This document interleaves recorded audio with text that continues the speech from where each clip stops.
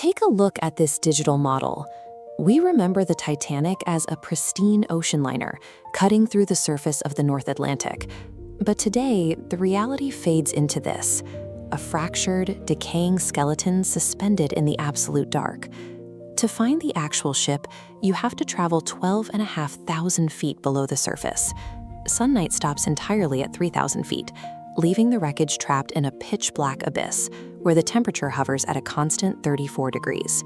At this extreme depth, the sheer physical weight of the water creates a crushing pressure of 6,000 pounds per square inch. To put that in perspective, that's roughly the equivalent of having an adult elephant stand directly on your thumb. Because of this intense cold, total darkness, and immense pressure, the deep ocean acted like a perfectly silent frozen desert. These extreme conditions kept the entire ship perfectly hidden and remarkably preserved, completely isolated from human eyes for 73 years. When Robert Ballard's team finally found the site in 1985, the world saw this specific image. Looking at the iconic bow and the thick rusted railings, researchers were stunned to find the massive hull sitting upright and still highly recognizable. But the ship Ballard photographed in the 1980s is already gone. Recent dive teams confirmed the roof of the officers' quarters has caved in. The famous crow's nest has completely collapsed. Even the captain's bathtub, a long-time visual landmark for deep-sea explorers, has vanished into the debris. Marine biologists and structural engineers have now issued a 20-year warning. By tracking the accelerating rate of decay, they predict the remaining hull will hit a structural collapse point somewhere between 2040 and 2050. The Titanic is actively expiring.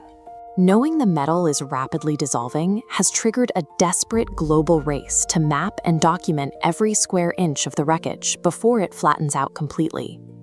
If you examine the exterior decks today, there is absolutely no wood left. Within years of the sinking, a deep-sea mollusk called Xylophaga, literally a tiny wood-eating creature, devoured almost every organic plank on the ship. This biological consumption completely hollowed out the interior. The famous grand staircase, once the most heavily crafted wooden structure on the liner, is entirely missing. Today, it's nothing more than a massive, haunting 5-story vertical void. Yet scattered across the surrounding debris field, you'll find striking anomalies like this single leather shoe. The organisms that aggressively ate the wood and cotton actively avoid leather, repelled by the harsh tanning chemicals used in early 20th century manufacturing. The ocean is highly selective in its appetite. It rapidly strips away natural architecture, but ignores chemically treated materials. Because of this, these empty pairs of shoes remain exactly where they fell, sitting in the deep silt as quiet, enduring records of the people who wore them. With the wood entirely gone, biology turned to the steel. In 2010, scientists identified a unique, extreme salt-loving bacteria living strictly on the wreck. They named it Halomonas titanici, and its absolute favorite food is the high-quality early 1900s iron of the hull. As these microscopic bacteria consume the metal, they excrete long, heavy, orange formations. Looking at this railing, you can see thick clusters of what scientists call rusticles, a biological hybrid of rust and icicles, dripping down the sides. While they look like dense, heavy rock, they are incredibly fragile. Even the lightest physical impact from a remote submarine arm causes them to instantly shatter into a massive cloud of fine red dust. Compare those decaying iron railings to this heavy bronze propeller blade resting in the sand. Because the bacteria cannot metabolize bronze, the metal is completely immune to the biological decay, leaving it as smooth as the day it was forged.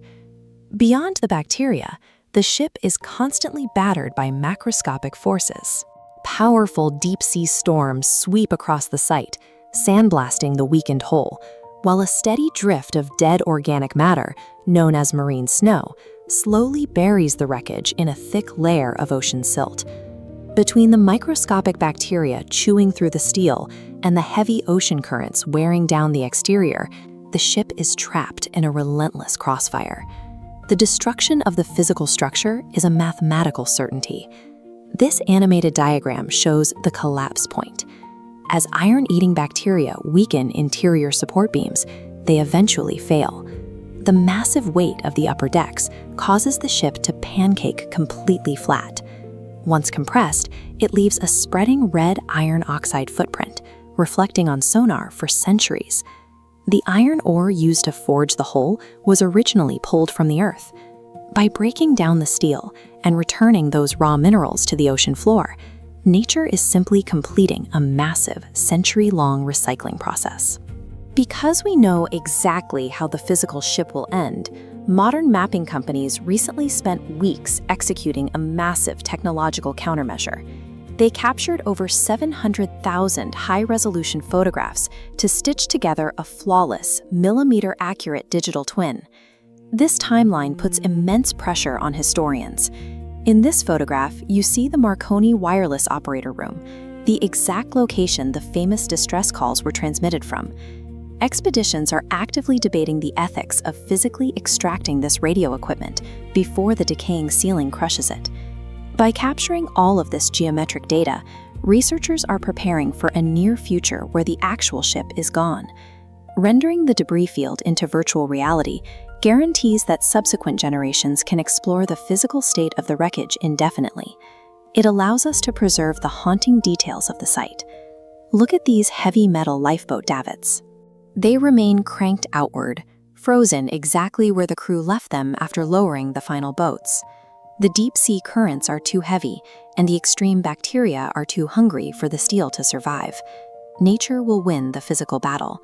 But by scanning, mapping, and recording the ruins, human technology ensures the lessons from the bottom of the Atlantic will achieve a permanent digital immortality.